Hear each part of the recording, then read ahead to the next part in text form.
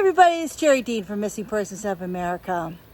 As many of you already know, there was an arrest in the Linda Stoltzfoos case, the missing Amish teen.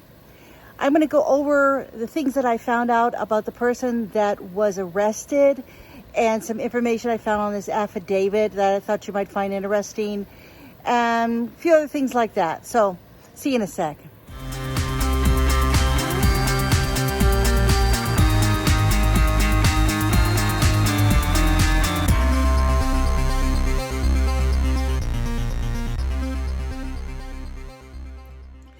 It was a big surprise for many when the breaking news came out on Saturday that a man had been arrested for the kidnapping of Linda Stoltzfoos, the missing Amish teen from Birmingham, Pennsylvania. Now, right now, Linda is still missing. She has not been located, but there's information that's coming out a little bit at the time, and I want to go over that with you and share what I've found out so far on this case.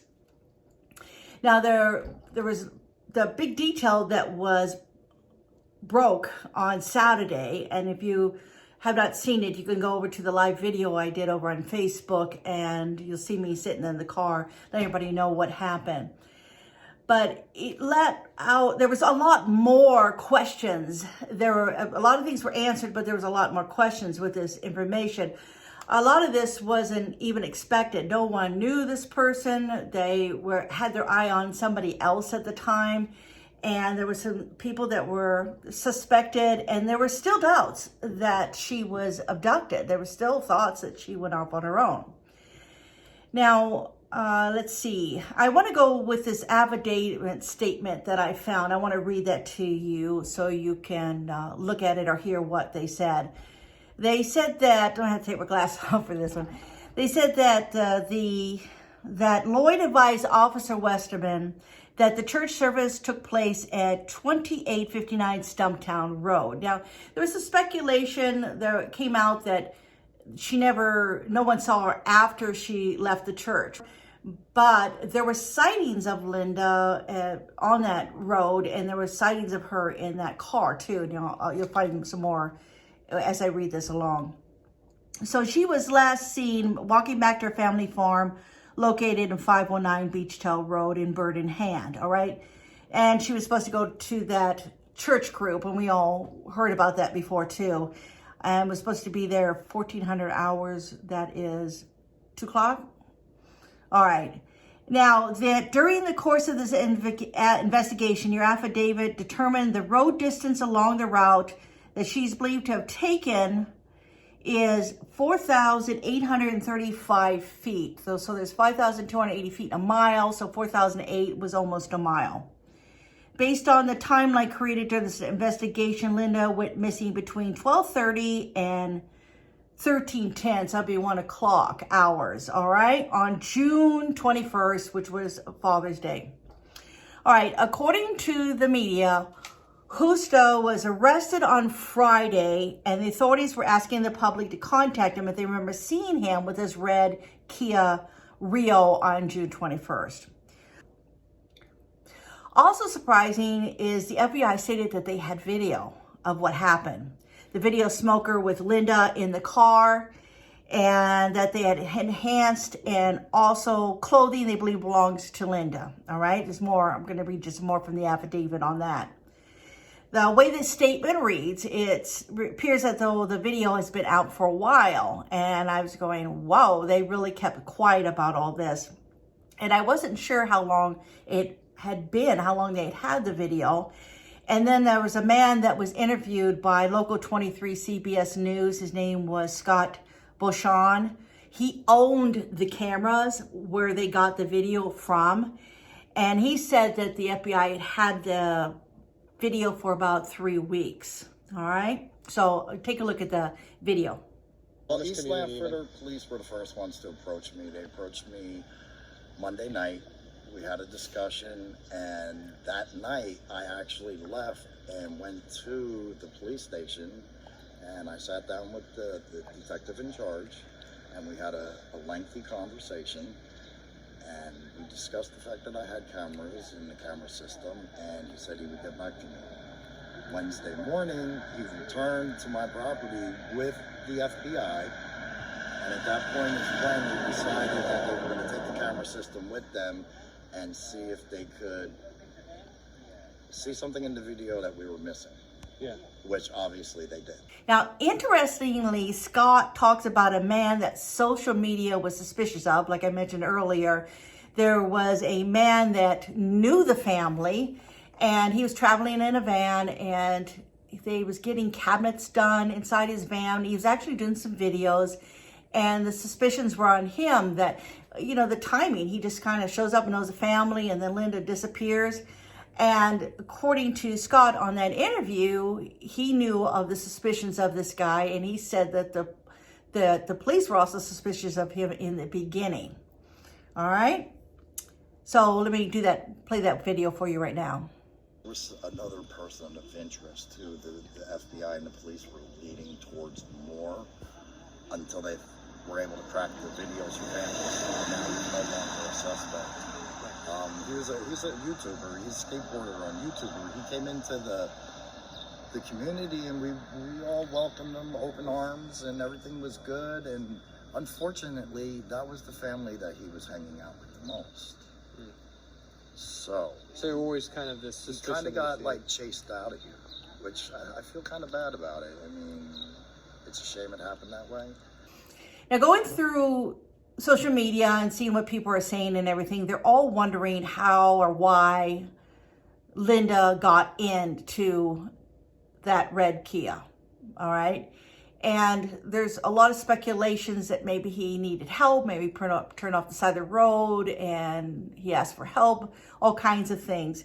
And I'm kind of wondering, because Smoker did burglarize a bunch of businesses and he used a BB gun, I'm wondering if he didn't have one. If he didn't have a BB gun, maybe an airsoft gun. You cannot tell the difference unless that's what you do, is you handle weapons all the time. When you see an airsoft gun, you would for sure think it was the real thing. Although some of them have orange tips on them, a lot of people just knock them off or paint over them so you don't see them.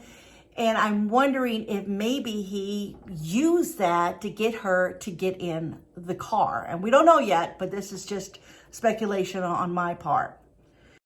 So I also found that on July 10th is when the police slowed down the video and saw the abduction. So, all right, so I'm going to tell you more about that in a minute. Let me do this next part first. So the Pennsylvania State Police said that the clothing was found in a wooded area, and they searched in Ronks on Friday. So let me read this to you from the affidavit itself. It says on July 10th at 3104 Harvest Drive in Ronks, Pennsylvania, members of Pennsylvania State Police forensic search team discovered a white in color, size 34B woman's bra and a pair of dark colored foot stockings knotted together and buried approximately 6 to 8, I can't see if that's feet or inches. I think it's inches, underground in a wooded area. Well, it would be inches. Underground in a wooded area to the rear of the property. The articles of clothing were identified by members of Linda's family, who identified all articles of clothing similar to what she would wear. And let's see what else. She walked, they said that stockings would be tied in a knot for her to carry as she walked barefoot home from church on June 21st.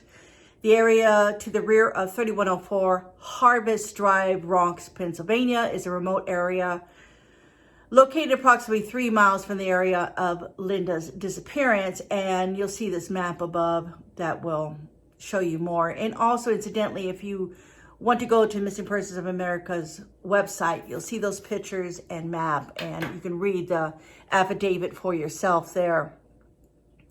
All right, so I've outlined on the map the white flag is Smoker's address that he gave to the police, Harvest Drive, where the clothing was found, and his employment and Beachdale, where Linda and the Kia were seen. All right. So several members of the Amish community did tell authorities they did see a red Kia in the area, And there was, in that affidavit, there was like 3 sightings of her in that car, and the one where the family waved to her and she didn't wave back, and they thought that was really strange because that is not the custom.